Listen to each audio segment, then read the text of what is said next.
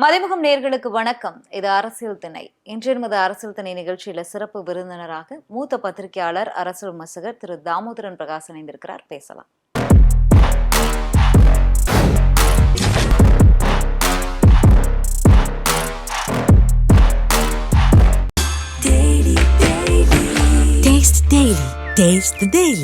டயா booster சுகரை control பண்ணும், உங்க ஆரோக்கியத்தை மீட்டு தரும். சர்க்கரையை கட்டுப்படுத்துறதுக்கான எளிமையான வழிமுறை, இயற்கையான வழிமுறை. அனைத்து மருந்து கடைகளிலும் கிடைக்கும். அரசியல் திணை நிகழ்ச்சி இணைந்தமைக்கு மகிழ்ச்சிங்க சார்.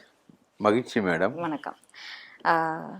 ஒரு காலத்துல இபிஎஸ் அவர்களை கீழ்த்தரமான அப்படிங்கிற மாதிரியெல்லாம் பல வார்த்தைகளை அன்றைக்கு பாஜக மாநில தலைவராக இருந்த அண்ணாமலை அவர்கள் பல வார்த்தைகள், அதுவும் எம்பி எலெக்ஷன் டைம்லாம் அவ்வளோ வார்த்தைகள் பேசியிருந்தார். இன்னைக்கு அண்ணன் எடப்பாடி பழனிசாமி அவர்களை முதல்வராக்க வேண்டிய பொறுப்பு பாஜக தொண்டர்களுக்கு இருக்கிறது, அதை வெற்றிகரமாக செய்து முடிக்க வேண்டும் அப்படின்னு சபதம் எடுக்கிற மாதிரி பேசியிருக்காரு.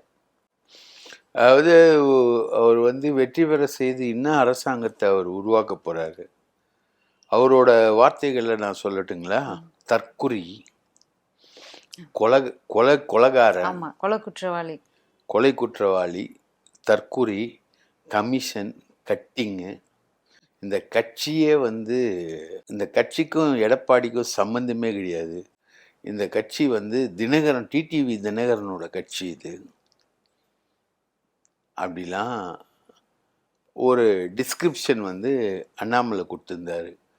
மறுபடியும் எடப்பாடியை வெற்றி பெற வைத்து மறுபடியும் அந்த தற்குறி, கமிஷன், கட்டிங், ஊழல் மிகுந்த அதிமுக இதை மறுபடியும் உருவாக்க போறாரு அண்ணாமலை. எதோ அவர் உருவாக்க போறாரு. இப்போது வாந்தி எடுத்ததை யாரும் தின்ன மாட்டாங்க. இந்த வாந்தியை மறுபடியும் அது தின்றாரு அண்ணாமலை. இவர் என்ன வெரைட்டியை சேர்ந்தவர் ரைட்டா? சத்தியமாக எந்த விலங்குமே சரி, அது நாயிலேருந்து எந்த விலங்குமே, சிங்கம், புலி எதுவுமே சரி, வாந்தி எடுக்கும். வாந்தி எடுத்ததை தின்னாது. தான் எடுத்த வாந்தியை தானே தின்ற மிருகத்தை நீங்கள் பார்த்துருக்கீங்களா? அந்த மிருகம்தான் அண்ணாமலை. அமித்ஷா அவர்களுமே எம்பி எலெக்ஷன் நேரத்தில் அதிமுகவை ஊழல் கட்சி, ஊழல் பேர்வழிகள் அப்படின்லாம் பேசியிருந்தார். அவர் ஜெயலலிதாவே பேசியிருக்காரு, ஊழல்வாதி ஜெயலலிதா. அண்ணாமலை அவர்களுமே இருவருமே சரிக்கு நிகராக பேசியிருக்காங்க. எல்லாருமே பேசியிருக்காங்க. யார் பேசல? எச் ராஜா பேசலையா? வானதி சீனிவாசன் பேசலையா? யார் பேசல? எல்லாருமே அதிமுகவை கேவலமாக தான் பேசியிருக்காங்க. எம்பி எலெக்ஷன் பீரியடில் அவங்க அதிமுகவுக்கு எதிராக நிற்கும் போது அவங்க கேவலமாக தான் பேசியிருக்காரு. ஏன் ஓபிஎஸ் இன்னைக்கு திடீர்னு அதிமுக ஆட்சி அமைய வேண்டும்னு இன்னைக்கு பேசியிருக்காரு. ஆமாம், இப்போ பேசியிருக்காரு. விஜய் அவர்களை கண்டித்து பேசும்போது பேசி அதிமுக ஆட்சியை நான் அமைவதை நான் ஆதரிக்கிறேன் அப்படின்னு சொல்லிட்டு பேசியிருக்காரு. அவர் எடப்பாடி பற்றி பேசாத விஷயம் உண்டா? ஆனால் எடப்பாடி ஓரளவுக்கு நாமினலாக தான் அண்ணாமலை பேசியிருப்பார். அவர் என்ன பேசியிருப்பார்? இந்த மாநில தலைவர் சரியில்லை, இந்த மாநில தலைவருடைய போக்கு சரியில்லை அப்படின்ற மாதிரி அண்ணாமலை ஒரு கட்டத்துக்கு போய் நீலாம் எனக்கு சமமாவியா, நீலாம் எனக்கு தகுதியா, உன் தகுதி என்ன, என் தகுதி என்ன, நீலாம் என்ன பேசுவியா அப்படின்னு சொல்லிட்டு ஏகத்துக்கு ஒரு வசனத்தில் அவர் பேசியிருப்பார். ஏக வசனம்னு சொல்லுவாங்க, அந்த மாதிரி அவர் பேசியிருப்பார். இன்னைக்கு அப்படியே அவர் வாந்தி எடுத்ததை தானே தின்றார். எப்படி இது நடந்தது அப்படின்றதான் ஒரு பெரிய கேள்விக்குறி. இடையில பாஜக நிகழ்ச்சிகள்லயே அமித்ஷா அவர்கள் தமிழகம் வந்தாரு. அதற்கு முன்பு நடந்த பல பாஜகவினுடைய நிகழ்ச்சிகள்ல எல்லாம் அண்ணாமலை அவர்கள் ஒதுங்கிட்டாரு. அவரை எல்லா பாஜகவினுடைய முக்கிய நிகழ்வுகள்லையும் பார்க்க முடியல. சில நிகழ்வுல தான் கலந்துகிட்டாரு. மீண்டும் அமித்ஷா அவர்கள் வரும்போது மீண்டும் அங்க கலந்துக்கிறாரு. ஏன் அண்ணாமலை என்ன ஒரு நிலைப்பாட்டுல இப்ப இருக்காருன்னு எடுத்துக்கலாம்? முன்னாடி மாதிரி தீவிரமா எடப்பாடியுடைய பிரச்சார பயணத்துல நயினார் நாகேந்திரன் பல இடங்கள்ல கலந்துக்கிறார். வானதி சீனிவாசன் அந்த கோவையில கலந்துக்கிறாங்க. எச் ராஜா சிவகங்கையில கலந்துக்கிறாரு. அந்த மாதிரிலாம் நிறைய பேர் வந்து நிறைய இடங்கள்ல கலந்துக்கிறாங்க. ஆனால் எந்த இடத்துலையும் அண்ணாமலை கலந்துக்கவே கிடையாது. அந்த பிரச்சார பயணம் முழுக்க அவர் கலந்துக்கவே கிடையாது.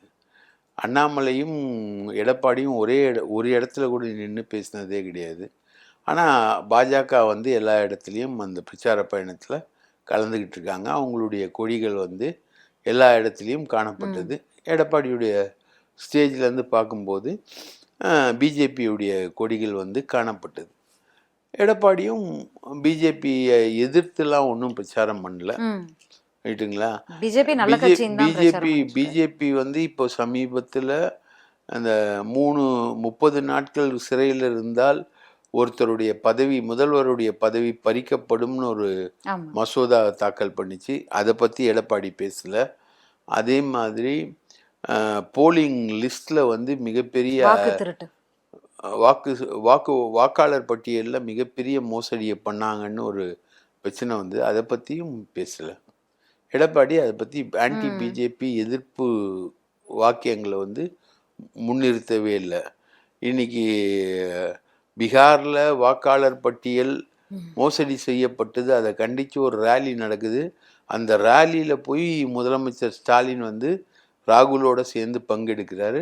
அதை பற்றி எடப்பாடி இன்னைக்கு வரைக்கும் வாயே திறந்ததில்லை. எடப்பாடியும் அந்த மாதிரி பிஜேபி ஆன்டி பிஜேபி பேசினதில்லை. ஆனால் அமித்ஷா பேசிக்கிட்டே இருந்தார். எப்படி பேசிக்கிட்டு இருந்தார்னா, தமிழகத்தில்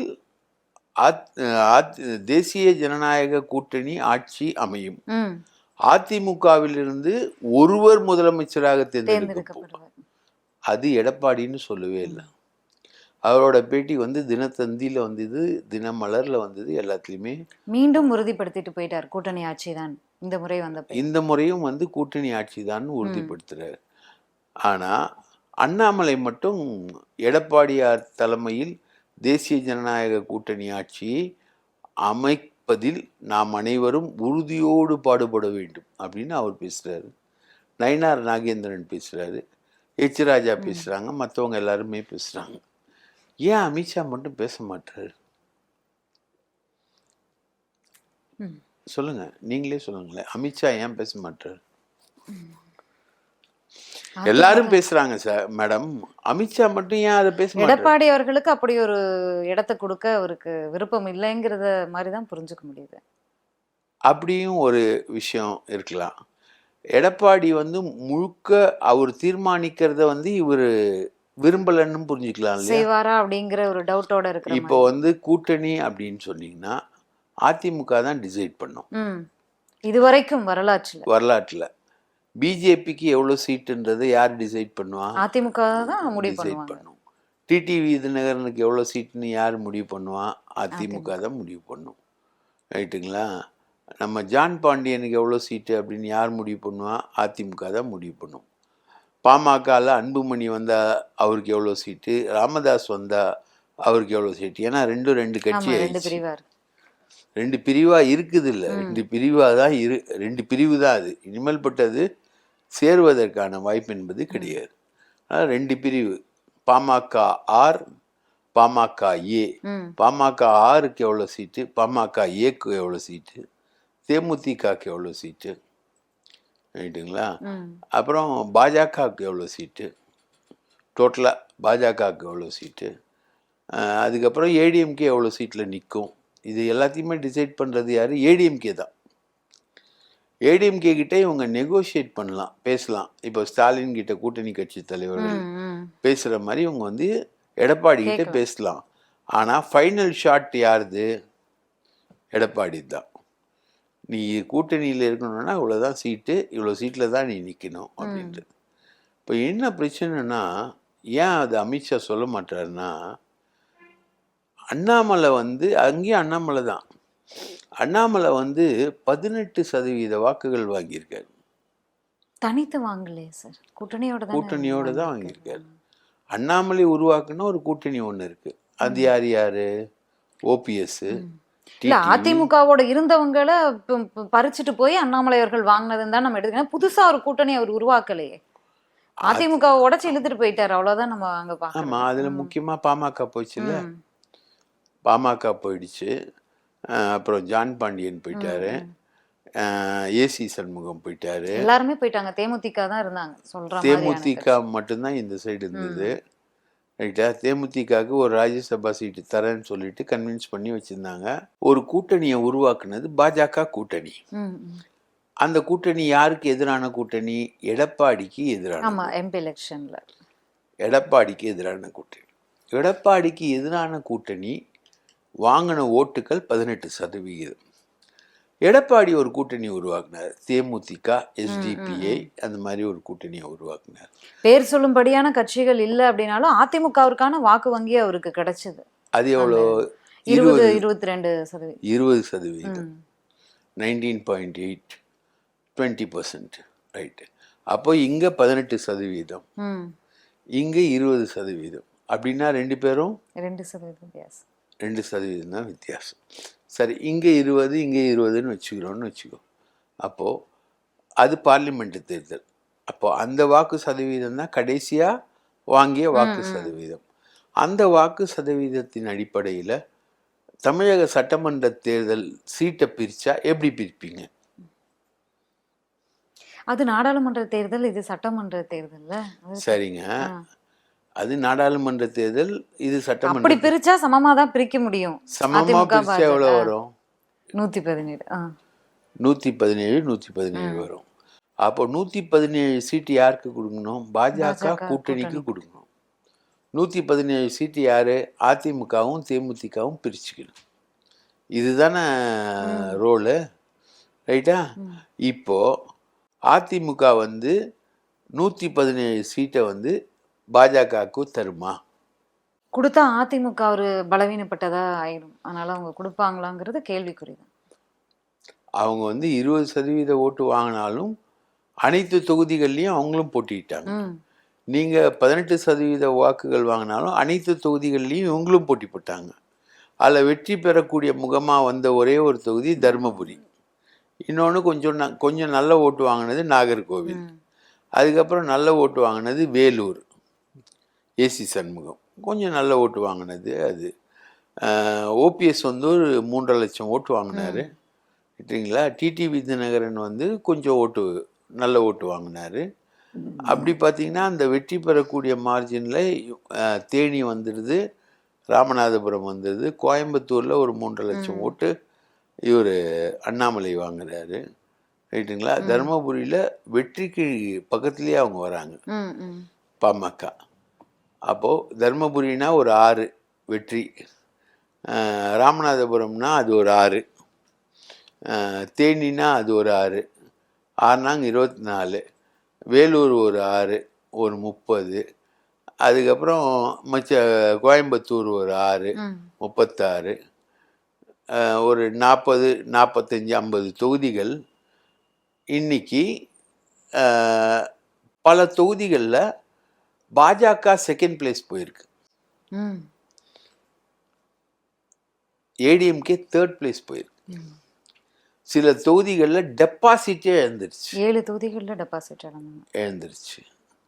அப்போது 7 தொகுதிகள்னா 7 எவ்வளோ? 530, 6 42. 42 தொகுதிகளை அதிமுக கேட்கவே முடியாது, ரைட்டா? அந்த 42 தொகுதி கேட்க முடியாது. அது இல்லாமல் இது ஒரு 45, வெற்றிக்கு பக்கத்தில் கொஞ்சம் அதிகமான வாக்குகளை வாங்கி இவங்க வந்த தொகுதிகள் பார்த்திங்கன்னா ஒரு 40. ரெண்டுத்தையும் சேர்த்திங்கன்னா ஒரு 80-90 தொகுதிகளில் பிஜேபியோடைய கூட்டணி டாமினேஷனில் இருக்கு. அப்போது பிஜேபி 100 சீட்டு கேட்கறதுல என்ன தப்பு? அதுதான் அமித்ஷா வந்து அந்த 100 தொகுதிகள் கேட்கறதுனால தான் அவர் பாஜக அதிமுக கூட்டணி ஆட்சி அமைக்கும் அப்படின்றாரு. இவர் என்ன சொல்றாரு? அது கொடுக்க மாட்டார். யார்? எடப்பாடி. கொடுக்காம அவர் ஒரு ஃபார்முலாவை வச்சுட்டு வர்றார். அவர் வர்றதுனால அவர் வந்து கூட்டணி ஆட்சி கிடையாது, தனித்து ஆட்சின்ற ஃபார்முலாவில் அவர் வர்றாரு. ஸோ இந்த தொகுதி நெகோசியேஷன் இருக்கு இல்லையா, இது 2 பேருக்கும் இடையில சிக்கலாக இருக்கு. இது வந்து ஒருவேளை கூட்டணியை உடைக்கலாம். கூட்டணி பாஜக அதிமுக கூட்டணி உடையும் பட்சத்தில் பாஜகவை பாஜக வந்து அதிமுகவை உடைச்சிடும். ரைட்டுங்களா? அதிமுகவுடைய முன்னாள் மந்திரிகள் அவங்க மேலே இருக்கு, எல்லார் மேலேயும் கேசஸ் இருக்குது. அந்த கேஸ் இருக்கக்கூடிய மந்திரிகள் நிறைய பேர் இருக்காங்க. அவங்களெல்லாம் ஒன்று திரட்டி அதிமுகவை வந்து பாஜக உடைக்கும். இதுதான் இப்போ இருக்கக்கூடிய feud. Tea party Nainar Nagendran அவர்களிடத்துல, தற்போதைய பாஜக மாநில தலைவர் அவர்களிடத்துல அமித்ஷா அவர்களுக்கு கொடுக்கப்பட்டது. அங்கு ரகசிய பேச்சுவார்த்தைகள் நடத்தப்பட்டது அப்படின்னும் சொல்லப்படுது. அங்க என்ன பேச்சுவார்த்தை? இல்லை, எடப்பாடி வந்து அமித்ஷா விசிட்டுக்கு போகவே இல்லை. இல்ல இல்ல, எடப்பாடி அவர்கள் போல அங்க என்ன நயனா நாகேந்திரன் நயினா நாகேந்திரன் விசிட்டில் என்ன நடந்ததுன்னா, அங்கே வந்து திட்டு தான் நடந்தது. வெறும் வயசான கிழவனையும் கிழவியும் கூட்டின்னு வந்து அந்த பூத் கமிட்டி மீட்டிங் மாநாடு அப்படின்னு சொல்லிட்டு இவங்க உட்கார வச்சது. டீ பார்ட்டிக்குள்ள வந்து பாஜகவுடைய தலைவர்களே வரல, முருகன் இல்லை, கூப்பிடல. முருகன் கிட்டத்தட்ட சாப்டர் க்ளோஸ்ன்னு நினைக்கிறேன். அவர் மத்திய மந்திரி பதவியிலேருந்து அவரை தூக்கிடுவாங்க அப்படின்னு எதிர்பார்க்கப்படுது. முருகனுடைய அவர் மேலே நிறைய அலிகேஷன்ஸ் வந்துக்கிட்டு இருக்கு. அவரோட ஒரு பிஏ மேலே வராத அலிகேஷன்ஸே இல்லை. அவர் வந்து பலான விஷயங்களெல்லாம் முருகனை பற்றி எடுத்து வச்சுக்கிட்டு மிரட்டுறாரு அப்படின்ற மாதிரிலாம் செய்திகள் இருக்குது. முருகன் இல்லை. முருகன் வந்து இப்போது கிட்டத்தட்ட ஒதுக்கப்பட்ட ஸ்டேஜில் போயிட்டார் தமிழ்நாட்டில். ரைட்டா? நயினார் நாகேந்திரன் தான் இப்போ மெயின். அப்போது வந்து அங்கே வந்து அண்ணாமலை வர்றாரு, அண்ணாமலையை கையை பிடிச்சி கூட்டிகிட்டு போகிறார். பின்னாடி இருக்கிறவரை மறுபடியும் அவருக்கு ரொம்ப இந்த மேடையில கூட அவருக்கான முக்கியத்துவம் இப்போ அதிகரிக்கிறத பார்க்க முடியுது. அது ஏன்னா எடப்பாடி வந்து சொல்லிட்டார், நீங்கள் இந்த கூட்டணி ஜெயிக்கணும்னு நினைக்கிறீங்கன்னா அண்ணாமலையை கண்ட்ரோல் பண்ணுங்க. அண்ணாமலை வந்து தனித்து போட்டியிடுறதுக்கு தயாராக இருக்கார், தனியாக கட்சி தொடங்கவும் தயாராக இருக்கார். அவருக்கு வந்து திமுக ஆட்கள் வந்து ஃபண்ட் பண்ணுறாங்க. இதெல்லாம் எடப்பாடியுடைய அலிகேஷன். டிஎம்கே ஆட்கள் வந்து காசு கொடுக்குறாங்க, காசு கொடுத்து அவர் வந்து தனியாக இயங்க வைக்கிறாங்க. அவர் எவ்வளோ நாள் தனியாக இயங்குறாரோ அவ்வளோ நாள் வந்து இந்த கூட்டணிக்கு வந்து மிகப்பெரிய ஆபத்து அப்படின்னு சொல்லி அட்வைஸ் பண்ணி, நீங்கள் கட்டு சோத்தில் பெருச்சாலியை வச்சுக்கிட்டு ஊர் போயெல்லாம் சேர முடியாது, பெருச்சாலி இருக்கிற சாப்பாட்டை சாப்பிட்டதுன்னா பசியும் பட்டினியுமா நடந்து போக முடியாது. அந்த காலத்தில் அப்படி தானே, கட்டு சோறை கட்டிக்கிட்டு அதில் வந்து வச்சுக்கிட்டு நடந்து தானே போவாங்க. அப்போல்லாம் குதிரைகள்லாம் கொஞ்சம் தான் இருக்கும், வசதியானவங்க தான் குதிரை வச்சுருக்கவங்க கிட்டத்தட்ட கார் வச்சுருக்க மாதிரி அந்த காலத்தில். சாமானியம் வந்து ஒரு ஊரை விட்டு ஊரை போகிறான்னா நடந்து தான் போகணும். அதனால தான் துக்கம் கேதம் விசாரிக்க கூட 15 நாள் டைம், 16ஆம் நாள் தான் காரியம்னுவாங்க. ஏன்னா எங்கேயோ இருக்கிறவன் வரணும்ல, நடந்து தானே வர முடியும். அப்போ நடந்து வரக்கூடிய அந்த கட்டு சோத்தில் பெருச்சாலி வச்சுருந்தா என்ன ஆகும்? பெருச்சாலி எல்லா சாப்பாட்டையும் சாப்பிட்டுனா இவங்களால நடந்து இன்னொரு ஊருக்கு போய் சேர முடியாது. ஸோ அந்த கட்டு சோத்தில் பெருச்சாலி அண்ணாமலை அப்படின்னு சொல்லிட்டு சொன்னதுனால தான் அமித்ஷா வந்து மேடையிலேயே கூப்பிட்டு உட்கார வச்சு சரியான அட்வைஸ் கொடுப்பார். நீங்கள் அந்த சீன்லாம் பார்த்தீங்கன்னா மேடையிலேயே பேசிக்கிட்டு இருப்பார் அண்ணாமலை கிட்ட. அதே மாதிரி நேர்லேயும் ஃபோன்லேயும் கூப்பிட்டு, எப்பா நீ திமுக ஆட்களோட காசு வாங்கிட்டு நீ விளையாடிக்கிட்டு இருக்க அப்படின்னு எடப்பாடி அலிகேட் பண்ணுறாரு அப்படின்ற மாதிரி அண்ணாமலை கிட்ட வந்து அமித்ஷா சொல்லியிருப்பார். ஸோ அண்ணாமலை வந்து மாற்றி பேசுகிறார், மாற்றி தான் பேசுகிறாரு, ஒரு தடவை தான் மாற்றி பேசுகிறாரு. இப்போ ஓபிஎஸ் பேசுகிற மாதிரி தான், நான் அதிமுகவை ஆதரிக்கிறேன் அப்படின்னு ஓபிஎஸ் பேசுகிற மாதிரி தான் அண்ணாமலையும் பேசுகிறாரு. ஆனால் அந்த பேச்சு நிரந்தரம் கிடையாது. ஸோ அதுதான் அந்த டீ பார்ட்டிலையும் ஒரு 16 ஐட்டம் போட்டாங்க. பாசிப்பருப்பு, மொச்சப்பயிறு, திருநெல்வேலி அல்வா, சொஜ்ஜி, பஜ்ஜி, போண்டா, அது மாதிரி 16 ஐட்டம் போட்டார். 16 ஐட்டத்தையும் அமித்ஷா பாயால் தின்ன முடியல. ரைட்டா? டீ, காஃபி, க்ரீன் டீ, அந்த டீ, பெப்பர் டீ, டீலேயே ஒரு 10 வெரைட்டி போட்டார் நயினார் நாகேந்திரன். அதெல்லாம் போட்டு பண்ணி கொடுத்தாரு. அவர் ஹோட்டல் வச்சுருக்கவர், ஹோட்டலுக்கு ஏற்ற மாதிரி அவர் பண்ணி கொடுத்தாரு. அது மாதிரிலாம் அவ்வளோதான் சாப்பிட்டு போனார். ஆனால் அந்த இடத்துல ஒரு அட்மாஸ்பியரே இல்லை. கட்சியுடைய சீனியர் தலைவர்கள் யாரும் வரலங்க. அமித்ஷா, நயினார், அண்ணாமலை, அவ்வளோதான், வேற யாரும் கிடையாது பெருசா. அப்படின்னும் போது அவருக்கு ஒரு மூட் அவுட். அமித்ஷா ஒரு அரசியல்வாதி, 4 பேர் உட்காந்து பேசி டீ சாப்பிட்டு அதை டிஸ்கஸ் பண்ணுறது தான் அவருடைய ஸ்டைலு. அதெல்லாம் அங்கே கிடையாது. அண்ணாமலை அவர்களுடைய பேச்சுக்கள்லையும் செயல்பாடுகளையும் கொஞ்சம் வித்தியாசம் பார்க்க முடியுது.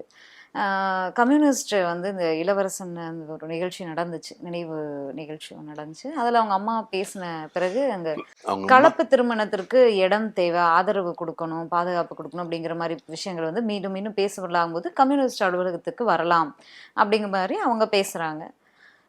பாஜக முன்னாள் மாநில தலைவர் அண்ணாமலை அவரும் சொல்கிறாரு, கலப்பு திருமணம் செய்யணும்னு விருப்பப்படுறவங்க பாஜக அலுவலகத்திற்கும் வரலாம் அப்படின்னு அவர் பேசுறாரு. அந்த அளவுக்கு இப்போ வந்து மாற்றம் வந்திருக்கிறது அவங்களிடத்தே அப்படின்னு எடுத்துக்கலாமா? அண்ணாமலை வந்து இளவரசன் மாதிரி கொல்லப்பட்ட ஒருத்தனை சப்போர்ட் பண்ண ஒரு கவுண்டர் இன ஜாதி தலைவர் யுவராஜ், அவருக்கும் இவருக்கும் ரொம்ப நெருக்கம். இவர் கட்சி ஆரம்பிச்சாருன்னா அவர் தான் வந்து பொதுச் செயலாளர், சிறையில் இருந்து இப்படியே பொதுச் செயலாளர் வந்து அவர் தான். ஏன்னா இவர் ஆரம்பிக்கிற கட்சி பேர் வந்து கொங்கு நாடு ஜனதா கட்சி, ரைட்டா? கொங்கை பேஸ் பண்ணி தான் அவர் ஆரம்பிக்கிறாரு அப்படின்னு இவரோட பிளான் இருந்தது. ஸோ யுவராஜ் தான் வந்து அந்த கட்சிக்கு முக்கியமான தலைவர். அப்படின்னு இருக்கும்போது இவர் எப்படி ஜாதி மறுப்பு விஷயத்தை வந்து இவர் ஆதரிப்பார்? இன்னைக்கு கூட பேசியிருக்காரு. வெங்கடேச பெருமாள் வந்து 8 மணி நேரம் படுக்காம நின்று வேர்வையிலே சம்பாதிக்கிற தலைவர். எதுக்கு இந்த தெரியல. 18 மணி நேரம் வந்து வேர்வையிலேயே நின்று சம்பாதிக்கிற தலைவர், வசூல் பண்ற தலைவர் வந்து கடவுள் அப்படின்னு பேசுற. கிட்டத்தட்ட மென்டல் ஆயிட்டார் அண்ணாமலை. Has become mental. ஏன்னா அவருக்கு தேசிய அளவில் பதவி தருவாங்கன்னு எதிர்பார்த்தாங்க. அவர் எதிர்பார்த்தாரோ இல்லையா, அவர் ஆதரவாளர்கள் ரொம்ப எதிர்பார்த்தாங்க. தேசிய செயலாளர், தேசிய பொதுச் செயலாளர், எம்பி, கேபினட் மினிஸ்டர், அந்த மாதிரிலாம் அவரை வந்து பெருசாக எதிர்பார்த்தாங்க. அந்த பிஎல் சந்தோஷ்னு ஒருத்தர், அவர் வந்து தேசிய ஆர்கனைசிங் செக்ரட்டரியாக இருந்தார், ஆர்எஸ்எஸ்காரு. அவருடைய பேட்டர்னைசிங்கில் வந்து இவர் வந்து வந்துடுவார் அப்படின்ற மாதிரி ஒரு எதிர்பார்ப்பு என்பது இருந்தது. அந்த எதிர்பார்ப்பெல்லாம் இப்போ வந்து பொய்யா போச்சு. பொய்யா போனோன்னா அந்த ஆள் முழுக்க மனநிலை பிறழ்ந்த நிலைக்கு போயிட்டார். கடைசியில் தென் மாநிலங்களுக்கு தேர்தல் பொறுப்பாளராக அறிவிப்பாங்கன்னு கூட எதிர்பார்த்தாங்க. அது கூட எதுவும் வெளியில வரல. நான் தென் அமெரிக்கா கண்டத்துக்கு தேர்தல் பொறுப்பாளராக போடுவாங்கன்னு நான் எதிர்பார்த்தேன். நீங்கள் வேற தென் மாநிலங்களுக்கான தேர்தல் பொறுப்பாளர் அப்படிலாம் ஒன்றும் அவருக்கு பெருசாக இல்லை. ஸோ அந்த ஆள் டோட்டலாக he collapsed himself. இன்னைக்கு வந்து அமித்ஷா அவர்கள் வந்து 100 தொகுதிகள் கேட்பதற்கு காரணமானவரே அந்த அண்ணாமலை அவர்கள் தானே. எம்பி எலெக்ஷன்ல அவர் ஒரு காயின் நடத்தி அதிமுக இருந்தவங்களை எல்லாம் பிரிச்சு கூட்டிட்டு போய் பாஜக இவ்வளோ நாங்களும் இந்த கட்சியை வச்சிருக்கிறதுனால தானே நீங்க இவ்வளோ வாக்கு வாங்குறீங்க புடுங்கிட்டு போய் அவர் வாக்கு வாங்கி காட்டிட்டாரு. இன்னைக்கு அமித்ஷா அவர்கள் வந்து 100 சீட்டு வேணும்னு பேசுறாரு அப்படின்னா அதற்கு ஒரு முக்கிய பொறுப்பும் அண்ணாமலை அவர்கள் கிட்ட இருக்கு. அப்போ அவ்வளோ சீக்கிரமா கைவிட்டுருமா பாஜக அண்ணாமலை? 100 சீட்டு வாங்குற அளவுக்கு கேட்குற அளவுக்கான விஷயம் வந்து ஒரு கேஸ் பேக் தானே அது, ரைட்டா? இப்போ 10.5% இடஒதுக்கீடு இவர் நிறைவேற்றினதுனால சவுத்தில் வந்து இருந்த அதிமுக வந்து டோட்டலாக இவர் கைப்பற்றிட்டார். டோட்டலாக சவுத்தில் இருக்க அதிமுக ஓபிஎஸ் மூலமாக இவர் கைப்பற்றிட்டார்.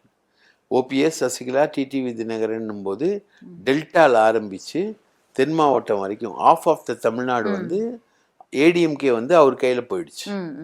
அதை கொண்டு போகிறாரு. அதை வச்சு தானே 18% வாங்குறாரு. நாளைக்கு அதே ஆட்களுக்கு ஒரு சீட்டு கொடுக்கணும்ல. இப்போ நீங்கள் பிஜேபி போட்டியிட்ட தொகுதிகள்னு பார்த்தீங்கன்னா மேற்கு மண்டலத்தில் வந்து கோவை, ரைட்டா, மதுரை, அதே மாதிரி உங்களுக்கு ராமநாதபுரம், தேனி, இப்படி தர்மபுரி, இப்படி தான் வந்து பாஜக ஆதரவு விஷயங்கள் வந்து சக்திகள் வந்து ஓரளவுக்கு நல்ல நின்ன தொகுதிகள் இவ்வளோதான். ஸோ இந்த தொகுதிகளில் தவிர வேற எங்கே அவரால் கிளிக் பண்ண முடிஞ்சது? அவர் வந்து ஏடிஎம்கேவை ஆல்ரெடி 2ஆக உடைச்சிட்டார். அப்படிதான் அவரால் கொண்டு போக முடியும். இப்போ வந்து ஓபிஎஸ் வந்து திடீர்னு அவரே தானா வந்து ஏடிஎம்கேக்கு ஆதரவு தெரிவிக்கல. ஏடிஎம்கே வந்து ட்ரை பண்ணுது. அது தனக்குள்ள இருக்கக்கூடிய டிஃப்ரென்சஸ் எல்லாத்தையுமே ஒழிக்கிறதுக்கு ஏடிஎம்கே ட்ரை பண்ணுது. அதில் தான் ஓபிஎஸ்ஸை பேசி ஓபிஎஸ் வந்து மறுபடியும் மதிமுகவில் இணைய போகிறார். எடப்பாடி அவர்கள் ஏற்றுக்க தயாரா இருக்காரு. ஆமாம், அவங்க மகன் தான் வந்து முழுக்க முழுக்க டிஎம்கே கிட்ட கூட்டணி பேசிக்கிட்டு இருந்தார், ரவீந்திரநாத். அது இல்லாமல் விஜய் கிட்ட கூட்டணி பேசிக்கிட்டு இருந்தார் அவங்க மகன். அதெல்லாம் வந்து ஒன்றும் இல்லை அப்படின்றது. அதுக்கப்புறம் வந்து ஓபிஎஸ் வந்து இரட்டை இலை வந்து அவருக்கு கிடைக்கும், அந்த வழக்கு தொடர்பான தீர்ப்பு வந்து தற்போது ஒத்தி வைக்கப்பட்டுள்ளது. அந்த தீர்ப்பு அந்த விஷயங்கள் போகிற போக்க பார்த்தா இவருக்கு கிடைக்கிற மாதிரி இல்லை. அதில் வந்து எடப்பாடி தான் ஜெயிக்கிற மாதிரி இருக்கு. அப்போது அவர் மாறுறாரு. ஸோ அவர் வந்து இந்த சைடு கொண்டு வராங்க. அதே மாதிரி சசிகலா வந்து எடப்பாடியை வந்து காலி பண்ணோன்றது தான் சசிகலாவுடைய ஏமு. அதுக்காக அதிமுகவில் இருக்கக்கூடிய ரிபல் ஆட்களை எல்லாரையும் சசிகலாவுடைய தம்பி திவாகர் மூலமாக திரட்டி கொண்டு வராங்க. கொண்டு வந்து எடப்பாடியை வந்து வீழ்த்தணும் அப்படின்ற மாதிரி முயற்சி பண்ணுறாங்க. இவங்க வந்து ஓபிஎஸ்ஸை வினோர் பண்ணிட்டாங்க. கிட்டத்தட்ட ஓபிஎஸ் பேசிட்டாரு, அதிமுக வந்து ஆதரித்து பேசிட்டாரு, அப்புறம் டிடிவி பேசிட்டாரு, அப்புறம் சசிகலா. இப்போ என்ன நிலவரம் வருதுன்னா, சசிகலா, டிடிவி, ஓபிஎஸ் இந்த 3 பேரும் வந்து தேர்தலையே போட்டி போட மாட்டாங்க. அதிமுகவுக்கு ஆதரவை வந்து அவங்க தெரிவிப்பாங்க அப்படின்ற மாதிரி இருக்கு. இதில் வந்து சசிகலா வந்து ஏதாவது குளறுபடி வேலை பண்ணால் பாஜக வந்து பெங்களூரில் ஜெயிலேருந்து வெளியில் போன கேஸ் இருக்குல்ல, அந்த கேஸ் ஷாப்பிங்க்கெலாம் போனது, அந்த கேஸை வந்து தட்டி தூக்கி சசிகலாவை அதில் அரெஸ்ட் பண்ணி மறுபடியும் உள்ள தள்ளிடும். தாவேக்காவுடைய 2வது மாநாடு மதுரையே அதிர கின்னஸ் ரெக்கார்ட்லேயே இடம் பிடிக்கிற அளவுக்கு இத்தனை லட்சம் மக்கள் கலந்துக்கிட்ட முதல் அரசியல் மாநாடு இதுதான் அப்படின்னு தாவேக்காவினர் பெருமை பேசிக்கிறாங்க. உண்மை அதுதானா? தாவேக்கா மாநாட்டு செலவே வந்து சில 100 கோடிகள் ஆகும், இது இவங்கெல்லாம் செலவு பண்ணாங்க அப்படின்னு சில விஷயங்கள் இப்போ வந்து பேசுபொருளாகிருக்கு. மாநாடு எந்த அளவுக்கு மக்கள் கிட்ட போய் சேர்ந்துருக்கு, மக்களுடைய ரிப்ளை என்னவாக இருக்கு? அதாவது ஒரு பையன் வந்து 8th பாஸ் ஆகிட்டான், 9th பாஸ் ஆகிட்டான், எல்லாரும் முடிச்சு என்ன பண்ணுவாங்க, 10th பாஸ் ஆகணும் அப்படின்னு எதிர்பார்ப்பாங்க. 10th பாஸ் ஆவான்னு எதிர்பார்த்து எல்லாம் எஃபர்ட்டும் போட்டு எல்லாம் வந்துடும். கடைசியில் எக்ஸாம் எழுதும்போது கணக்கில் 32 மார்க்கு, 3 மார்க்கில் ஃபெயிலியர் ஆகிடும். அதுதான் தாவேக்காவுடைய மாநாடு. அதாவது தாவேக்கா வந்து 2 மாநாடுகள் நடத்தியிருக்காங்க. 2 மாநாடுகள் பார்த்திங்கன்னா, ஒன்று வந்து உளுந்தூர்பேட்டை, இன்னொன்று வந்து அதான் விக்கிரவாண்டி, இன்னொன்று வந்து மதுரை. எந்த கட்சியுமே இப்போது உதாரணத்துக்கு பார்த்திங்கன்னா அதிமுக அவங்க மதுரையில் ஒரு மாநாடு நடத்தினாங்க, அதுக்கப்புறம் மாநாடே நடத்தலை. ஆமாம், இவங்க வந்து திமுக வந்து திருச்சியில் ஒரு மாநாடு நடத்துகிறாங்க, அதுக்கப்புறம் மாநாடே நடத்தலை. சமீபத்தில் இம்மீடியட்டாக வந்து மாநாடுகள் நடத்தின கட்சி வந்து தாவேக்கா தான். இப்போது ஒரு மாநாடு நடத்தணும்னா எப்படியும் ஒரு 100 கோடி ரூபாய் தேவைப்படும், ரைட்டுங்களா? இப்போ இவங்க நடத்துகிற மாநாடு வந்து திறந்த வெளியில் இருக்குது, ஒன்றும் சாமியானாலாம் போடல, வெயிலில் தான் ஜனங்க கஷ்டப்பட்டாங்க. ஒரு 3 லட்சம் பேர்கிட்ட வந்திருப்பாங்க அப்படின்னு சொல்கிறாங்க. அந்த 3 லட்சம் பேரும் வந்து வெயிலில் தான் கஷ்டப்பட்டாங்க. கீழே வந்து உக்காரதுக்கு போடப்பட்டிருந்த இதெல்லாம் பிச்சு மேலே வச்சுக்கிட்டு அப்படி தான் பண்ணாங்க அப்படின்ற மாதிரிலாம் பண்ணாங்க. இந்த மாநாடுகளில் வந்து இப்போது மாநாடுகளில் ஹைலைட்டடாக இருக்கக்கூடியது வந்து பேச்சுக்கள் தான். ஒருத்தர் கூட ஒழுங்காக பேசல.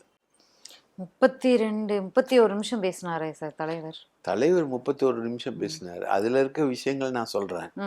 அதுக்கு முன்னாடி புஷி ஆனந்த், நம்ம ஆதவ் அர்ஜுன் ரெட்டி, அப்புறம் அந்த ஐஆர்எஸ் அதிகாரி அருண் ராஜா, அவர் இவங்கெல்லாம் பேசின பேச்சு ஒன்று கூட சரியா இல்லை. சுத்தமாக சரி கிடையாது.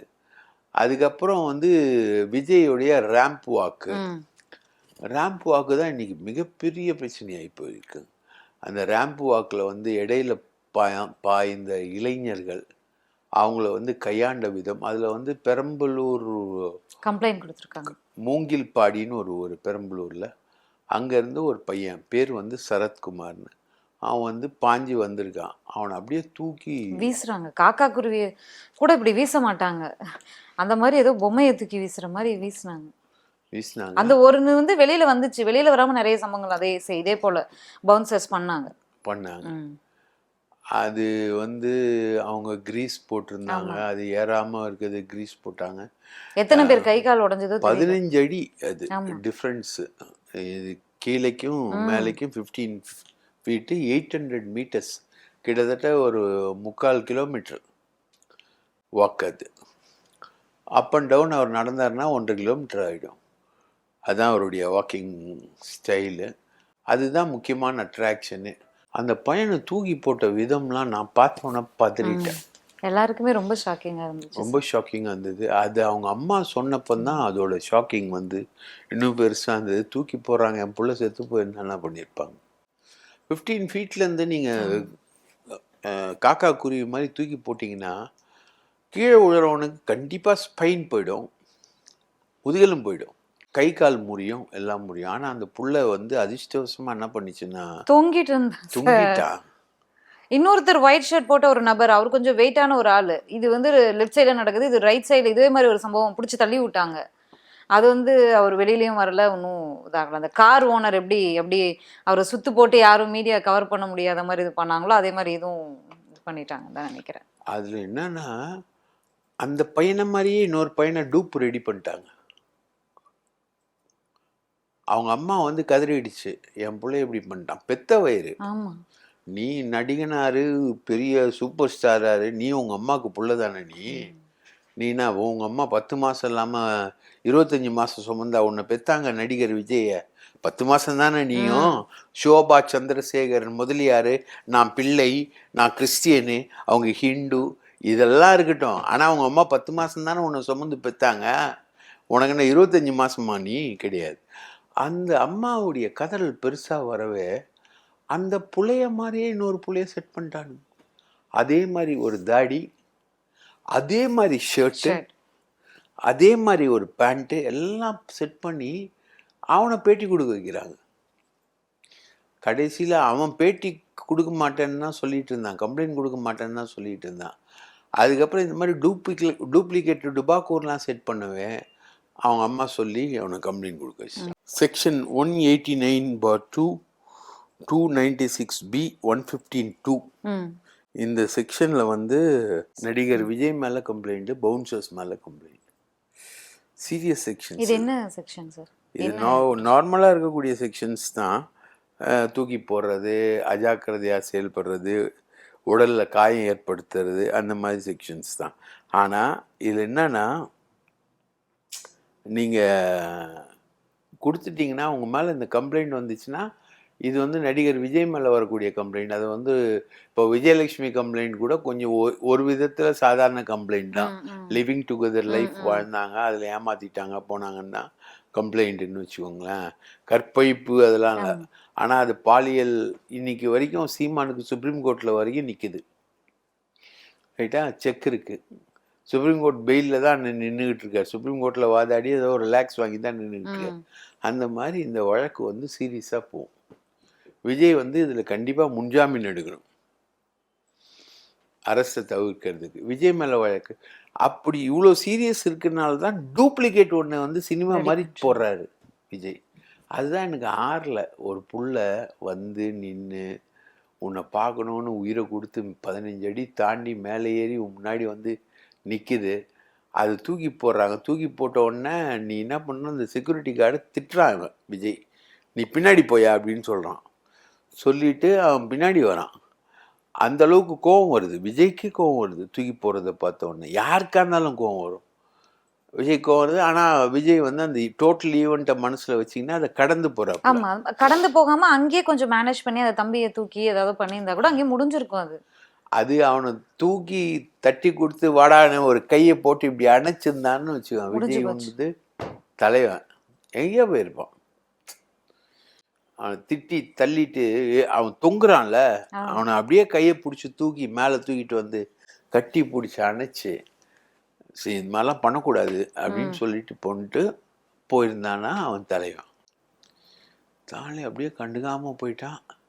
போனதோடு இல்லாமல் அந்த பெரம்பலூர் மாவட்ட செயலாளரை வச்சு பேரம் பேசியிருக்கானுங்க அந்த பையன்கிட்ட, இதெல்லாம் வெளியில் சொல்லாதுன்னு. அவன் வெளியில் சொல்ல தயாராகிட்டாங்க, அவங்க அம்மாவும் எல்லாரும் வந்து விஜய்க்கு எதிராக பேச தயாராகிட்டாங்கன்னு தெரிஞ்சோடனே ஒரு டூப்ளிகேட்டாக அவனை மாதிரியே ஒருத்தனை செட் பண்ணி பேட்டி கொடுக்குறான். அவன் இல்லை, இது நான் தான், எனக்கு ஒன்றும் இல்லை அப்படின்னு அந்த பையன் வந்து ரேம்ப் வாக் பக்கத்தில் நிற்கிற மாதிரி ஃபோட்டோலாம் எடிட் பண்ணி போட்டு வீடியோ ரெடி பண்ணி, அது இங்கே ஒரு பொண்ணு இருக்குது, அது விஜய்க்கு ரொம்ப நெருக்கமான பொண்ணுன்னு சொல்லிட்டு சுற்றிக்கிட்டு இருக்கோம் ட்விட்டர்லலாம். அந்த பொண்ணு மூலமாக ரெடி பண்ணி, அது இந்த வேலைகள்லாம் கில்லேடியது, அது பொண்ணும் ரெடி பண்ணி, இது வந்து உங்ககிட்ட உண்மைத்தன்மை இல்லைன்றதான காட்டுது. நீ கண்டுக்க அந்த புள்ளைய தூக்கி இருக்கணும். எம்ஜிஆர் அந்த தூக்கி இருப்பார். அதான் எம்ஜிஆர் கிட்ட போனோன்னா அப்படி ஒரு கட்டி பிடிச்சி, அந்த அம்மாவை வயசான கேள்வியாக இருக்கும், அது ஒரு கட்டி, அதுக்கு அது வாழ்க்கையில் எம்ஜிஆரை பார்த்தது, எம்ஜிஆரை கட்டி பிடிக்கிறாரு அப்படின்னா அதுக்கு ஒரு பெருசு, அதை கட்டி பிடிச்சி. இப்போ ஸ்டாலினும் பல இடங்கள்ல அந்த மாதிரி குழந்தைங்க பக்கத்தில் உட்கார்றது. நேத்து ஒரு கவர்மெண்ட் எய்டட் ஸ்கூல்ல அந்த காலை உணவு திட்டத்தை ஓபன் பண்ணி வைக்கும்போது ஊட்டி விடுறாரு குழந்தைகளுக்கு. அது எப்படி இருக்கும்? ஒரு சிஎம் அவர் வந்து ஒரு குழந்தைக்கு ஊட்டி விடுறாரு அப்படின்னும் போது அதோட நெகிழ்ச்சி அந்த குழந்தைக்கு எப்படி இருக்கும், எவ்வளவு சந்தோஷமா இருக்கும், அந்த ஸ்கூல் ஃபுல்லா எப்படி இருக்கும், அந்த பார்க்குற அந்த நகரத்துல எப்படி இருக்கும், குறைந்தபட்சம் அந்த தெருவில் எப்படி இருக்கும், அந்த குழந்தை நடந்து போகும்போது ஒரு மகாராணி மாதிரி நடந்து போவோம், ஏய் இவளுக்கு தான் ஸ்டாலின் ஊட்டினாராம் அப்படின்னு. இப்போ அவன் அந்த புள்ள வந்து 10 அடி தாண்டி 10 அடி கிரில்லு, அதை தாண்டி அங்கேருந்து ஒரு 5 அடி ஜம்ப் பண்ணும். ஜம்ப் பண்றதுல நீ கீழே விழுந்துட்டேன்னு வச்சுக்கோ, 10 அடி கிரில்லுல இருந்து 5 அடிக்கு ஜம்ப் பண்ணும். ஜம்ப் பண்றதுல நீ கீழே ஜஸ்ட் மிஸ் தான். ஏன்னா தூக்கி வீசும்போது அந்த கம்பியை மேல பிடிக்கலனாவே கீழே விழுந்து கை கால் உடைஞ்சிருக்கும் கண்டிப்பா. கை கால் மட்டும் இல்ல, ஃபேட்டல். மொத்தம் அந்த மாநாட்டில் 128 பேர் உயிருக்கு போராடி இருக்காங்க. தண்ணி இல்லாம, சோறு இல்லாம.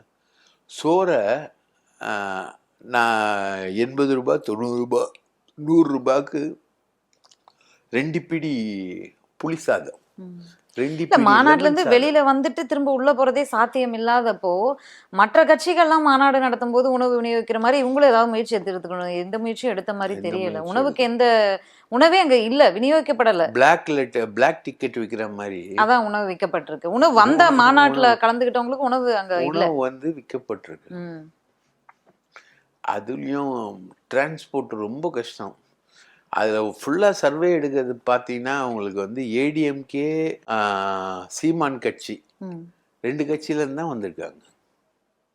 ஏடிஎம்கே தொண்டர்களும் சீமான் கட்சி தொண்டர்களும் தான் வந்து விஜய் தொண்டர்களாக மாறி வந்திருக்காங்க.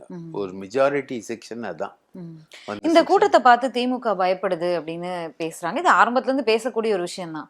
இந்த முறை கூட்டம் இன்னும் கொஞ்சம் கூடி இருக்கிறத பார்க்க முடியுது. இந்த கூட்டம்லாம் ஓட்டா மாறுமா? ஓட்டா மாறும், அதெல்லாம் சந்தேகம் இல்லை. ஓட்டா மாறட்டும். இப்போ ஒரு தொகுதிக்கு எவ்வளோ பேர் வந்திருக்காங்க? 234 தொகுதி, ஒரு 5 லட்சம் பேர்னு வச்சா கூட ஒரு தொகுதிக்கு 1000 பேர் தானே. ஒரு தொகுதிக்கு 1000 ஓட்டு வாங்க மாட்டாரா விஜய்? வாங்க வரல, வாங்கிட்டு போட்டோம். சீமான் வாங்க. திமுக இந்த கூட்டத்தை பார்த்து திணறி போயிருக்கிறது அப்படின்னு விவாதங்கள்ல திமுக திணறதான் செய்யும். திமுக இந்த கூட்டத்தை பார்த்து மிரளும், யாருக்குமே மிரளும். ஏன்னா இப்படி ஜெய் ஜெய் ஜெய் ஜெய் ஜெய்னு கொசு மாதிரி, ரைட்டா? மாம்பழம் ஒன்று வச்சுருக்கோம், அது டீசெண்டாக ஒரு 5 ஸ்டார் ஸ்டைலில் இருக்கக்கூடிய மாம்பழம் ஒன்று இருக்குது. இன்னொன்று ஃபுல்லாக ஈ மொச்சு கொசு மொச்சு ஒரு மாம்பழம் இருக்குன்னு வச்சுக்கோங்களேன். அது பார்த்தா நமக்கு எப்படி இருக்குது? அருவருப்பாக இருக்காது. டடா இது ஈ மூச்சு கொசு மூச்சு எங்கேன்னு ஒரு மாம்பழம் இருக்குன்னா அதை பார்த்தா கடுப்பாக இருக்குது. அந்த மாதிரி ஒரு மாம்பழம் தான் இது. அவ்வளோ மொய்க்கிறதுன்றது வந்து ஒரு அட்ராக்ஷன். அது வந்து ஒரு கவலை. ஈமுச்சு கொசு வச்சு மாம்பழம்னா நம்ம ஸ்கூல் படிக்கும் போதெல்லாம் பார்ப்போம்ல, மாங்காய் மாம்பழத்தை ஆயாங்க வந்து கடையில் வச்சு விற்பாங்க. அது ஃபுல்லாக ஈமுச்சிக்கிட்டு இருக்கும். ரைட்டா? அது வந்து பக்கத்தில் ஒருத்தன் ஜூஸ் கடை வச்சுருக்கான்னு வச்சு அவனுக்கு காண்டா தானே இருக்கும். இந்த மாம்பழத்தை போய் இவ்வளோ பேர், அது விலை கம்மியாக இருக்கும். 5 ரூபாய்க்கு அந்த காலத்தில், எங்கள் காலத்துலலாம் 5 பைசாவுக்கு ஒரு துண்டு, 10 பைசாவுக்கு ஒரு துண்டுலாம் கிடைக்கும். அது வந்து பெரிய ஒரு பாஷாக கடை வச்சுருப்பான். அந்த கடைக்கு நாங்கள் போக மாட்டோம், கையில் காசு இருக்காது, வீட்டிலேருந்து கொடுக்குறது 5 காசோ 10 காசோ. அது அட்ராக்டிவாக தானே இருக்கும். அந்த மாதிரி ஒரு விஷயந்தான் அது. இது வந்து எல்லா கட்சிகளுக்குமே, இந்த நடிகர்கள் உருவாக்கக்கூடிய கட்சிகள். அங்கே வந்து விஜயகாந்த் இதே மாதிரி ஒரு 10 லட்சம் பேர் வச்சு மாநாடு போட்டிருக்காரு. சிரஞ்சீவி அதே மாதிரி ஒரு பெரிய மாநாடு ஒரு 10 லட்சம் போட்டிருக்காரு. அது மாதிரி நிறைய பேர் மாநாடுகள் போட்டிருக்காங்க. ஸோ அவங்களுக்கு எல்லாருக்குமே இது வந்து ஒரு பெரிய அட்ராக்டிவாக தானே இருக்கும். அது ஓகே, அது விஷயமா இருக்கும். ஆனால் அந்த மாநாடு நடந்த மாநாட்டில் பேச்சு, விஜய் பேசின பேச்சு, என்ன அங்கிள் ரொம்ப வெரி ராங் அங்கிள் அப்படின்னு ஸ்டாலினை கண்டிச்சு பேசுறாரு. இப்போ நான் அரசியலுக்கு வந்தா இந்த வழக்கமாக 10th + 2 எல்லாம் ஃபர்ஸ்ட் 3 மார்க் எடுப்பாங்க. இல்லை 500க்கு 500 எடுக்கிறதெல்லாம் இப்போ சகஜமாக இருக்குது. அப்போது கேட்கும்போது சொல்லுவாங்க, உங்கள் ட்ரீம் என்ன, உங்களுடைய கனவு என்ன அப்படின்னு கேட்டால், நான் டாக்டர் ஆகி கிராமப்புறத்தில் போய் சேவை பண்ணணும் அப்படிம்பாங்க. அதை கேட்டு இப்போலாம் நம்ம மக்களுக்கு அதை கேட்டாவே ஒரு கடுது. எல்லாம் சொல்லும்போது இப்படிதாம்மா சொல்கிறீங்க அப்படிங்கிற மாதிரி ஆயிடுச்சு. அந்த டோனில் தான் விஜய் அவர்களுடைய ஸ்பீச் இருந்ததா என்ன போன்ற வயது இருக்கவங்க சொல்கிறாங்க. என்னென்னா, பெண்களுக்கு நல்லது பண்ணுவேன், வயதானவங்களுக்கு நல்லது பண்ணுவேன், அதே மாதிரி மாற்றுத்திறனாளிகளுக்கு நல்லது பண்ணுவேன், கவர்மெண்ட்டோட ஸ்பெஷல் அட்ராக்ஷன் யாருக்கெல்லாம் தேவையோ அவங்களுக்குலாம் நல்லது பண்ணுவேன் அப்படின்றாங்க. இப்போ வந்து திமுக ஆட்சியில் வந்து கொடுக்காத வாக்குறுதிகளாக நாங்கள் பண்ணியிருக்கோம் அப்படின்னு சொல்லிக்கக்கூடிய லிஸ்ட் இதுவாக தான் இருக்குது. அப்போ ஆல்ரெடி பண்ணியிருக்காங்க, யார் வந்தாலும் வந்து இதை வந்து ஒரு கவனம் செலுத்துகிறாங்கும் போது இப்போ புதுசாக நீங்கள் எதுக்கு இப்போ செயல்படுத்தி இருக்கக்கூடிய திட்டத்துல இருந்து நான் வந்து மாற்றுப்பாதையை தேர்ந்தெடுப்பேன், ஊழல் இந்தந்த திட்டத்தில் இப்படி ஊழல் பண்ணியிருக்காங்க, நான் ஆட்சிக்கு வந்தால் இதையெல்லாம் மாற்றும் அப்படின்னு பேசினா கூட பரவாயில்ல. இஷ்யூ பேஸ்டாகவும் பேசல, திட்ட ரீதியிலாகவும் பேசல ஒரு அரசியல் கட்சி தலைவர் அப்படிங்கிறது நம்ம எப்படி? ஏங்க அவர் வந்து எழுதி வச்சு பேசுகிறாருங்க. மதுரை கிழக்கு விஜய், மதுரை மேற்கு விஜய், சோழ வந்தான் விஜய், அதையும் எழுதி வைக்கிறாரு. எழுதி வச்சுட்டு அந்த பேப்பர்லேயே எழுதியிருக்கு, நீங்கள் வலதுபுறம் திரும்பவும்னா அவர் வலதுபுறம் திரும்புகிறாரு. அப்படியே டைரக்ஷன். ஒரு டைரக்டர் அவர் தான் வந்து உரை எழுதி கொடுக்குறாரு, அவர் பேர் இருக்குது, அவர் தான் வந்து உரை எழுதி கொடுக்குறாரு. உரை எழுதி கொடுத்தது 1 வாரம் ஆச்சு எழுதி கொடுத்து, அதை ஒரு வாரமாக மனப்பாடம் பண்ணுறாரு. ரைட்டா? அவர் எப்படிப்பட்ட ஒரு டைப்பாக இருக்காருன்னா, மேடையில் ஒருத்தன் பக்கத்தில் வரான், நீங்கள் என்ன எப்படி கூப்பிடுவீங்க அவனை பக்கத்தில் கூப்பிட்றதுக்கு? கை இப்படி ஆட்டுவீங்கள? அப்படி இல்லை, கண்ணுலேயே அப்படின்றாரு. அவன் வரான் பக்கத்தில். அவ்வளோ சொஃபிஸ்டிகேட்டடாக இருக்கார் ஆள். ஹெல்த் வைஸ் ஒன்றும் பெருசாக இல்லை, கால் மேடைக்கு வரும்போது கால் முட்டியை பிடிச்சுன்னு தான் வர்றாரு. செப்டம்பர் அது மாதிரி தான். ஸோ இந்த உரைகள் எல்லாமே தயாரிச்சுட்டு கொண்டு வந்துட்டு மத்திய அரசை குறை சொல்லணுன்னா, இப்போ ராகுல் காந்தி வந்து வாக்கு சீட்டில் முறைகேடுன்றாரு. அந்த வாக்கு சீட்டில் முறைகேடுன்றதை பற்றி பேசணும். இல்லை 30 நாட்கள் சிறையில் இருந்தால் பதவி ரத்துன்னு கொண்டு வராங்க சட்டம், அதை பற்றி இது வரைக்கும் ஒரு ட்வீட் கூட வரல. அது அந்த சட்டத்தை பற்றி பேசணும். அதெல்லாம் இல்லை, நீங்கள் வந்து கச்சத்தீவை மீட்டு கொடுங்க, அதுக்கப்புறம் வந்து நீட்டை வந்து சரி பண்ணி கொடுங்க, அவ்வளோதான். பிரதமர் பேரையும் mister prime minister Damodara Das Narendra Modi அப்படின்றாரு. எல்லாம் ஷாக் ஆகுறாங்க. நரேந்திர தாமோதர தாஸ் மோடி அப்படின்றாரு. அங்கிள் ரொம்ப வெரி ராங் அங்கிள் அப்படின்னு இவரை 2 முறை ஒரு வார்த்தையை நான்லாம் கவனிச்சேன். எத்தனை பேர் கவனிச்சேன், என்ன இதுக்கு நான் கட்சி ஆரம்பிச்சேன், என்ன மயிருக்கு, என்ன மானாவுக்கு, அதெல்லாம் ரைட்டு. அந்த மாதிரி ஏதோ 1 2 இதெல்லாம் வந்து ப்ரிப்பேர்டு ஸ்பீச்சு. என்ன மானாவுக்கு ஆரம்பித்தேன், என்ன கானாவுக்கு ஆரம்பித்தேன், நீ என்ன மானாவுக்கு வேணால் ஆரம்பிச்சுட்டு போ, ரைட்டா? உனக்கு ஓட்டு போடுறவன் என்ன மானாவுக்கு வேணால் போடுவானா? என்ன மானாவுக்கு போடுறேன்னு தெரிஞ்சு தானே அவன் போடணும். நான் இப்படி தான் கேட்கணும், என்ன மானாவுக்கு நீ கட்சி ஆரம்பித்த, என்ன மானாவுக்கு நீ மாநாடு நடத்துகிற, என்ன மானாவுக்கு இவ்வளோ பேரை கூட்டினா சாவடிக்கிறது 28 பேர் இல்ல ஃபேட்டல். மாநாடு அப்படின்னு போகும்போது இன்னைக்கு எந்த கட்சியினருமே வந்து நாம் தமிழரை தவிர நாம் தமிழர் அவ்வளோ பெரிய க்ரௌடை கூப்பிட்டு இவ்வளோ நெருக்கடிகள்லாம் கிரியேட் ஆவறதில்ல. அவங்க வழக்கமாக திருமுனை கூட்டம் மாதிரி அடிக்கடி கட்சி நிகழ்ச்சி நடத்துகிறாங்க. ஒவ்வொரு மாவட்ட ரீதியிலாம் நிகழ்ச்சி நடத்திட்டே இருக்காங்க. அதனால் நம்ம அதை இதோட கன்சிடர் பண்ண வேணாம்னு நினைக்கிறேன். மற்ற பிற கட்சிகள் மாநாடு நடத்தும்போது பிரம்மாண்டமாக நடத்தும்போது கண்டிப்பாக அங்கே உணவு இருக்குது. இந்த மாநாட்டில் உணவு இல்லாமல் உணவுக்காக எத்தனையோ பேர் தவிக்கிறாங்க. அந்த கூட்டத்துலேருந்து வெளியில் வந்துட்டு போகிறதே பெரும் சிக்கல். அப்படிங்கும்போது ஏன் உணவு இல்லாமல் ஒரு மனுஷன் காலையில் முன்னத்த நாள் இரவே வந்து தங்கிட்டாங்கன்னு பெருமையாக சொல்லிக்கிறீங்க. முன்னத்த நாள் இரவே வந்து தங்கிட்டவங்களுக்கு ஒரு வேளை சோறு கூட போட வேணாமா? இது எப்படி? நான் வந்து என்னை இந்த உயரத்துக்கு ஒருத்தரவங்க கோடிகளை வந்து நான் திறந்துட்டு வந்திருக்கேன் அப்படின்னு சொன்னார். ஒரு பந்தலாவது போட்டிருக்கலாமே. அப்போ நீங்கள் எதுவுமே போடலையே. அது ரொம்ப மோசமானது. அதாவது ஒரு வெயில், சரியான வெயில். அதுவும் அங்கு அது வந்து பீச் இருக்கக்கூடிய இடம் இல்லை. இப்போ சென்னைன்னு வச்சுக்கோங்க, பீச் இருக்கு. 2 மணிக்கு மேல உங்களுக்கு வந்து கடல் காத்து வந்துடும். ஆமா, உப்பு காத்தா இருந்தாலும் அது கொஞ்சம் கடல் காத்து. நான் அதான் சொல்லுவேன், எந்த ஊரை விட எங்க சென்னை சிறந்தது. மழையோ வெயிலோ எல்லாமே 2 மணி வரைக்கும் தான். 2 மணிக்கு மேல கடல் காத்து உள்ள வந்து கிளைமேட்டையே மாத்திரும் அப்படின்னு நான் ரொம்ப ரசிச்சு சிலாகிச்சு சொல்லுவேன். எந்த ஊரை விட எங்க சென்னை தான் கிரேட்டுன்னு சொல்லுவேன்.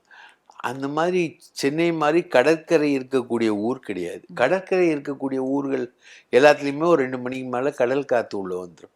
இது சுத்தமாக லேண்ட் லாக்டு மதுரை நிலப்பகுதி. ஆனால் தகுச்சது அப்படின்னு அங்கே அந்த மாநாட்டில் கலந்துக்கிட்டவங்க நம்ம மீடியா பீப்புளே சொல்லும்போது அங்கே வந்து ஒரு சில மணி நேரங்களுக்கு முன்னாடி அங்கே அதை மூவ் பண்ணுறது வந்து முடியல சுத்தமாக. ரொம்ப அனலாக தகுச்சுது அந்த இடமே அப்படின்னு. இப்போ இந்த ஏர் ஷோ இங்கே நடத்தினாங்க சென்னையில். அங்கே வந்து ஒரு கம்பேக்டாக அடைச்சப்போ ஒரு 5 பேர் செத்து போயிட்டாங்க. ரைட்டா? இங்கேயே காம்பேக்டாக அடைச்சி கொஞ்ச நேரம் தான், அது ஒரு 1.5 மணி நேரம் தான் இருக்கும் அந்த ஷோ. அதுக்குள்ளேயே இவ்வளோ சாவு வந்தது. அதுவே தண்ணி இல்லை, அதுக்கான ஏற்பாடுகள் சரியில்லை. விஜய் அவர்கள் கோபமா அறிக்கையெல்லாம் கூட கொடுத்திருந்தாரு. எல்லாருமே கொடுத்தாங்க.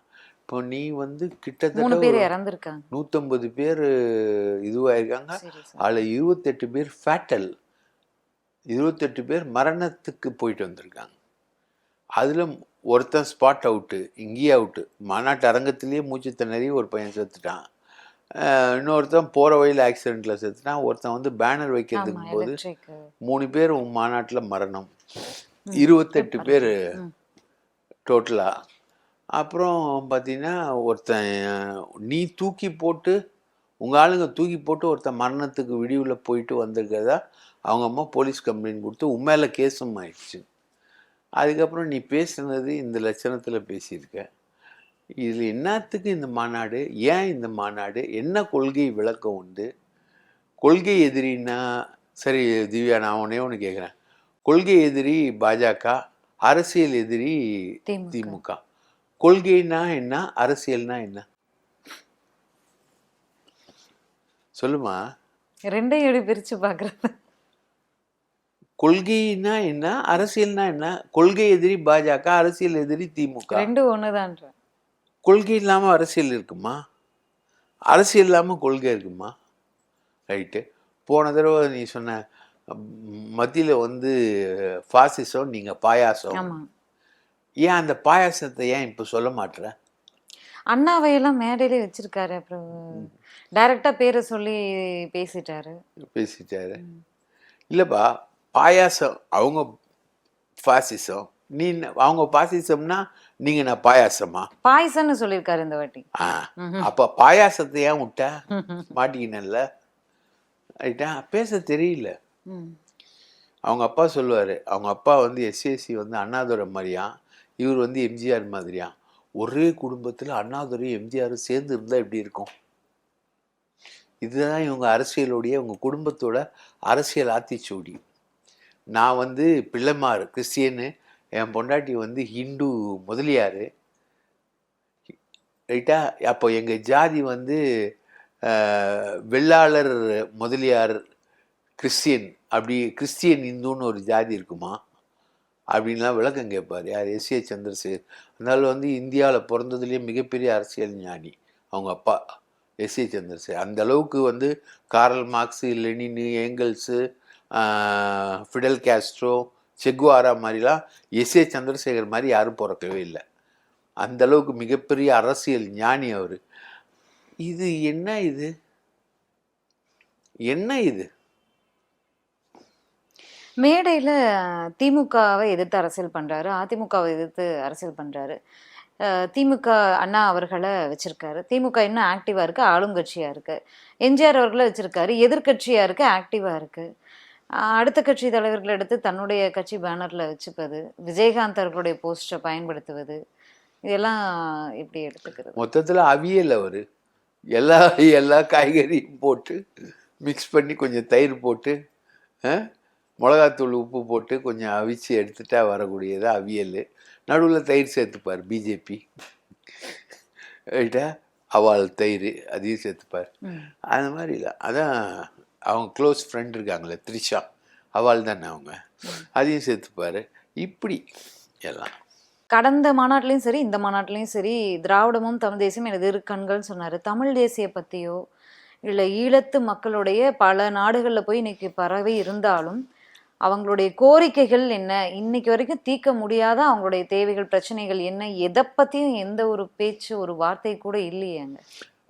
என்ன சோகம்னா, சீமானும் சரி இவரும் சரி எல்லாருமே தமிழகத்தில் இருக்கக்கூடிய அரசியல் கட்சிகள் உட்பட எல்லாமே மறந்து போன விஷயம் வந்து பிரபாகரனுடைய தியாகம். பிரபாகரன் தன்னுடைய குடும்பத்தோட உயிரிழந்த அந்த சோகம், அந்த முள்ளிவாய்க்காலில் நடந்த ஒரு இனப்படுகொலை, அங்கே நடந்த சர்வதேச போர்க்குற்றம், இது எல்லாத்தையும் வசதியாக மறந்துட்டாங்க. எல்லாரும் மறந்துட்டாங்க. நேற்று பாஜகவில் போய் சேர்ந்த KS ராதாகிருஷ்ணன்லேருந்து சீமான் வரைக்கும், இப்போது சீமான் கூட அதை பற்றிலாம் இப்போ பேசுகிறதே கிடையாது. எல்லாரும் மறந்துட்டாங்க. தமிழ் தேசியம் அப்படின்றத டோட்டலாக மறந்துட்டாங்க. அவரை பொறுத்த வரைக்கும் தமிழ் தேசியம்னா என்ன, தந்தை பெரியாரை அசிங்கமாக திட்டுறது, இதுதான் அவரை பொறுத்த வரைக்கும் தமிழ் தேசியம். தமிழ் தேசியத்துக்கும் தந்தை பெரியாரை திட்டுறதுக்கும் என்னையா சம்பந்தம், ரைட்டா? எங்கள் தமிழ் மொழியை இழிவாக பேசினோன்னா விடமாட்டோம் நாங்கள். அவர் என்றைக்கோ பேசி என்றைக்கோ முடிஞ்சு அது சாப்டரே க்ளோஸ் ஆன ஒரு சப்ஜெக்ட். அவர் என்றைக்கோ காட்டு மிராண்டி மொழின்னு சொல்லிட்டாராம் தமிழை. அதை இன்னைக்கு பிடிச்சி வச்சுக்கிட்டு பெரியாரை பற்றி கேவலமாக பேசுறது சீமானோட ஒரு வழக்கமாக இருக்குது. இவர் தமிழ் தேசியமும் திராவிடமும் இரு கண்கள்னு அதை பற்றி பேசுறதில்ல. திமுக எங்கேயாவது பேசுதா? இல்லை. அதிமுக எங்கேயாவது பேசுதா? இல்லை. சீமானும் மறந்துட்டார். இது மாதிரி எல்லாருமே அந்த தமிழ் தேசியன்ற அந்த க்ரைட்டீரியாக்குள்ளே வர்றதே இல்லை. சரியா கச்சத்தீவை மீட்போம் அப்படின்றது இப்போது விஜய் பேசியிருக்காரு. அது ஒன்று தான்ப்பா எனக்கு தெரிஞ்சு கொஞ்சம் ஆக்டிவான ஒரு விஷயம். உண்மையிலே கச்சத்தீவு மீட்கப்படணும், அதில் மாற்று கருத்தே கிடையாது. ஏன்னா சைனா அம்பன்தோட்டா துறைமுகத்தை வச்சுக்கிட்டு இருக்கிறதுனால நம்ம கச்சத்தீவை மீட்கணும். அது நம்ம ஒரு இடத்த வாங்கிட்டு தான் கொடுத்துருக்கோம். அது கன்னியாகுமரியிலேருந்து லட்சத்தீவு அந்தமான் வரைக்கும் ஒரு தண்ணீர் பரப்பு இருக்கு இல்லையா, அது நம்ம வாங்கிட்டு தான் கச்சத்தீவு 250 ஏக்கரை நம்ம கொடுத்துருக்கோம். அந்த தண்ணீர் பரப்பை கூட சமமாக இலங்கையோட பகிர்ந்துக்கலாம். கச்சத்தீவு எனக்கு கொடுத்துருன்னு கேட்டாலே கொடுத்துருவாங்க. ஆக்சுவலாக அதான் அக்ரிமெண்ட்டு. யாருக்கு? இந்திரா காந்திக்கும் அன்றைக்கி இருந்த ஸ்ரீலங்கன் கவர்மெண்ட்டுக்குமான அக்ரிமெண்ட்டு அதுதான். அந்த நீர் பரப்பை வாங்கிட்டு நம்ம கச்சத்தீவை கொடுத்துருக்கோம், ரைட்டுங்களா? அந்த கச்சத்தீவை அந்த ஆகாய கண்ட்ரோலையும் அந்த நீர் பரப்பையும் கொடுத்துட்டு நம்ம கச்சத்தீவுக்கு என்ன கொடுத்துருவாங்க. கச்சத்தீவு நம்ம கையில் வந்ததுன்னா நம்மளுடைய எல்லை விரிவடைஞ்சிரும். மீனவர்கள் மீன் பிடிக்கிறதுக்கான பிரச்சனை என்பது பெரிய அளவுக்கு போயிடும். தமிழகம் முழுவதும் சுற்றுப்பயணம் போகிறேன், மக்களை சந்திக்க போகிறேன் அப்படின்றாரு. தொகுதி வாரியா இவர் தொகுதி பிரச்சனைகளை, அந்த தொகுதி மக்களுடைய தேவைகளை பேசுவார். எந்த அளவுக்கு எழுதி கொடுக்குறாங்களோ அந்த அளவுக்கு பேசுவார். அதில் நிறைய ஓட்டைகள் தெரிய வரும். இவர் என்ன 2 நிமிஷம் 3 நிமிஷம் பேசக்கூடிய ஆள் தானே இவர். இவர் ஸ்விக்கின்னு சொல்லுவாங்கள்ல, ஸ்விக்கி வீட்டுக்கு தானே எல்லாத்தையும் கொண்டு டெலிவரி பண்ணுவாங்க. அந்த மாதிரி ஸ்விக்கி ஜொமேட்டோ மாதிரி இவர் ஸ்விக்கி ஜொமேட்டோ அரசியல்வாதி தான் விஜய். வீட்டுக்கு கொண்டு அவருக்கு டெலிவரி பண்ணால் அவர் பேசுவார். 2 நிமிஷம் 3 நிமிஷம் பேசுவார். எனக்கு என்னமோ ஒரு எஸ்ஏசி சொன்ன மாதிரி நான் வந்து அண்ணாதுரை, நீ வந்து எம்ஜிஆர் அப்படின்ற மாதிரி. எம்ஜிஆர்லாம் ஸ்ட்ராங் பொலிட்டிக்கல் நாலேஜ் இருந்தது. கலைஞர் கருணாநிதியை கவுண்டர் பண்ணுற அளவுக்கு அந்த அளவுக்கு எழுத்து ஆளுமையும் இதழியல் ஆளுமையெல்லாம் கிடையாது எம்ஜிஆர். ஆனால் ஒரு நடிகர்ன்ற அடிப்படையில் அரசியல்வாதி ஆன பிறகு கட்சி தொடங்கினார். அவரு வந்து அரசியல்வாதி எம்எல்ஏ ஆன பிறகு தான் கட்சி தொடங்கினார். அவர் வந்து சுற்றி சுற்றி உழைச்சார். அந்த அளவுக்கு இவர் உழைப்பாரான்னு தெரியல. இவர் சுற்றுப்பயணம் தொடங்கட்டும். எப்படி 15 அடியிலேயே சுற்றுப்பயணம் போவாரா? அவ்வளோதான். அவர் சுற்றுப்பயணம் போகிறாருன்றது வந்து ஒரு வண்டியில் ஏறி தான் போவார். ஏறிட்டு ஒரு இடத்துக்கு போயிட்டு அங்கே ஏறி நின்று ஒரு 5 நிமிஷம் பேசிட்டு போயிடுவார். இதே பார்க்கறதுக்கு நிறைய பேர் கூட்டம் வருவாங்க. அந்த கூட்டத்தை அப்படியே காமிச்சிட்டு போவார். எனக்கு என்ன அவரோட ஓட்டிங் பேட்டர்ன் எப்படி இருக்கும் அப்படின்ற மாதிரி சொன்னாங்கன்னு பார்க்கும்போது எனக்கு ஒரு சைட்டு தான் வருது. விஜய் படம் ரிலீஸ் ஆனால் உங்கள் ஊரில் எத்தனை பேர் இருக்காங்க? 100 பேர் இருப்பாங்களா? 100 பேரில் எத்தனை பேர் போய் விஜய் படம் பார்ப்பாங்க? இன்னைக்கு இருக்கிற சினிமா புதுசா இந்த படம் வந்தாலும் போயிடுறாங்களே சார். சாட்டர்டே சண்டே ஆனா அவங்களுக்கு ஒரு என்டர்டைன்மெண்ட் தேவைப்படுது. அதான் எவ்வளோ பேர் போவாங்க? எல்லாரும் போயிடுவாங்களா? ஒரு சிலர் இப்போ பிடிச்சவங்க போவாங்க. அதான் பிடிச்சவங்கன்றது 60% போகலாமே. எவ்வளோ? 50 to 60% போகலாம். 50 to 60% போகலாம். விஜய் அஜித் 2 பேருக்குமான ரசிகர்கள் அதிகம் இல்ல, தளபதின்னு சொல்லிட்டு. சூப்பர் ஸ்டார் கமல்ஹாசன் இவங்க 4 பேருக்குமான அந்த ரசிகர். சரி, இப்படி போறவங்க எல்லாருமே வந்து எல்லா கட்சியும் சேர்ந்தவங்களா தானே இருப்பாங்க. கண்டிப்பா. அவங்க எப்படி விஜய்க்கு மட்டும் ஓட்டு போடுவாங்களா?